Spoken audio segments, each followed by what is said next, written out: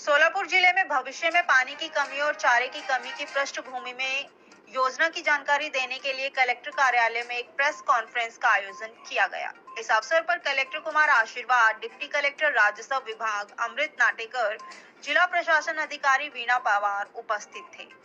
उंजनी बांध जो सोलापुर को पानी की आपूर्ति करता है, वर्तमान में 0 से 18% नीचे है। इसलिए यह सुनिश्चित करने के लिए मितव्ययी योजना बनाना आवश्यक होगा कि यह पानी जुलाई महीने तक पर्याप्त हो।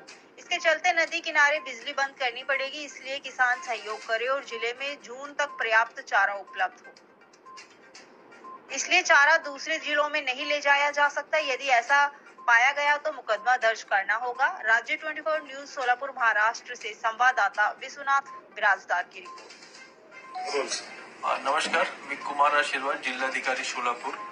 आपल्याला सर्वांना कल्पना असेल की आता आमच्या जिल्ह्यामध्ये दुष्काळ 5 तालुक्यामध्ये दुष्काळ घोषित झालेला आहे। तसेच 80% जिल्ह्यामध्ये दुष्काळ सदृश स्थिती घोषित झालेली आहे। उजनीमध्ये आता जी पाण्याची स्थिती आहे ते -18% वर आहे। मागच्या वेळी तुलनासाठी मी सांगतो, मागच्या वर्षी यावेळी 60-70% पाणी होतं आणि यावेळी -18% वर आहे। खूप विकट परिस्थिती आहे आणि प्रत्येक तालुक्याच्या डिटेल आढावा घेतला आहे। प्रत्येक तालुक्याचे पूर्ण यंत्रणाला बोलवून त्यांच्यासोबत पाणी टंचाई आणि चारा टंचाईचे आम्ही एक विस्तारपूर्वक त्यांच्यासोबत एक नियोजन पण केलं आहे। आमच्याकडे पूर्ण डाटा आहे की कुठल्या तालुक्यामध्ये कुठले गाव कुठल्या महिन्यामध्ये चारा टंचाईमध्ये जाणार आणि पाणी टंचाईची स्थिती निर्माण होणार, त्यासाठी आमचं सूक्ष्म नियोजन चालू आहे। त्याची अंमलबजावणी पण सुरू आहे। आम्ही प्रत्येक गावचे जिथे टँकर सुरू होण्याची शक्यता आहे तिथे जे फीडिंग पॉइंट आहे, पर्यायी फीडिंग पॉइंट आहे, त्याच्या दुरुस्ती, त्याच्या प्लॅनिंग सगळे आम्ही करत आहोत। जेव्हा पाणी टंचाई घोषित होईल तेव्हा 500 मीटर मध्ये कुठल्या प्रकारचं खोदकाम होऊ नये, 1 किलोमीटर मध्ये उपसाबंदी पण आम्ही ठरविणार। ते सगळे आमची प्लॅनिंग आहे। आता प्रॉब्लेम काय आहे की बरेच आमच्या जे जिल्हा आहे त्यामध्ये ऊस, वेगवेगळे प्रकारचे फळपिके खूप मोठ्या प्रमाणात शेतकरी घेतात आणि त्यासाठी वर्षभर पाणी लागते।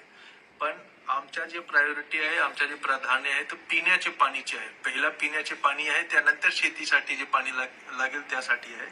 तर यामुळे जसं मी सांगितलं की आमच्या अजून एक गोष्टी आहे की यावेळी सुपर एल निनो पण एक हे होणार।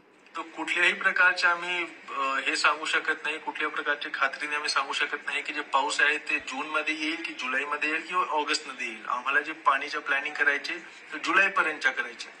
त्यासाठी बरेच जग आम्हाला लाईट पण कट करावे लागेल, कारण लाईट जर आम्ही सुरू ठेवला आणि त्यावरून पंप लावून जे शेतकऱ्यांनी पाणी शेतीसाठी घेतले ते शेवटची काय होणार की जे पिण्याचे पाणी आहे तेच नाही वाचणार। जून मध्ये असं पण असू शकते की जे वेगवेगळे मोठे तलाव आहे किंवा जे असे विहीर आहे जिथे नेहमी पाणी राहते ते पण ड्राय होऊन जाणार आणि त्यावेळी खूप विकट परिस्थिती होणार। जर टँकरच्या जे फीडिंग पॉइंट आहे ते फीडिंग पॉइंट मध्ये जर पाणी नाही राहिला तर खरेच सर्वांना खूपच मोठा प्रॉब्लेम येणार। त्यासाठी आम्हाला काही कडक कदम घ्यावे लागेल। त्यामध्ये नंबर 1 आहे की आम्हाला प्रत्येक जगा थोडा लाईट किती तास आम्ही देऊ शकतो त्याचा विचार विमर्श करून आम्हाला लाईट पण कट करावे लागेल। जे मोठे पॉवरचे पंप आहे 15 HP, 20 HP, 10 HP, त्याला पण ते असं पंपला पण सीज करावे लागेल आम्हाला। जर हा सगळे जे आम्ही सूचना देणार त्याची अंमलबजावणी नाही झाली तर आम्हाला गुन्हे पण दाखल करावे लागणार आणि ते आम्ही करू पण, कारण शेवटचे जे प्रश्न आहे ते पिण्याचे पाणीचे आहे। चारा टंचाई बद्दल पण एप्रिल मे पासून बरेच जगात चाराची टंचाई पण भासणार। त्यासाठी आम्ही 144 मध्ये चारा आमच्या जिल्ह्याचे चारा बाहेर जाऊ नये त्यासाठी आम्ही आदेश पण काढला आहे आणि त्याची अंमलबजावणी पण आम्ही करणार। वेगवेगळे जगा आम्ही चेकपोस्ट पण लावणार, तिथे पोलीसची टीम राहील आणि ते चेक करेल की आमच्या जिल्ह्याचे चारा ते बाहेर तर नाही जात आहे। तर हे सगळे जे आम्ही कदम घेणार त्याचे एक 2च उद्देश आहे की आमच्या जिल्ह्यामध्ये पिण्याचे पाणी जून पर्यंत वाचला पाहिजे आणि चारा जे आमच्या जिल्ह्याचे चारा आहे ते आमच्या जिल्ह्यामध्ये वापर झाला पाहिजे, ते बाहेर नाही झालं पाहिजे। यासाठी आपण सर्व सोलापूरचे नागरिक आहे, विशेष जे आमचे शेतकरी मित्र आहे त्यांना माझी विनंती आहे की मला माहित आहे की आता खूप विकट परिस्थिती आहे, शेतीसाठी पाणी पण लावणार, बरेच जग फळपिके ऊस सगळे शेतात आहे, पण जे पहिला प्राधान्य आहे ते आम्हाला पिण्याचे पाणीला द्यावे लागेल। जे जनावर आहे त्यांचे पिण्याच्या पाणीला द्यावे लागेल। त्यासाठी आम्हाला हे सगळे कडक कदमची अंमलबजावणी करावी लागेल।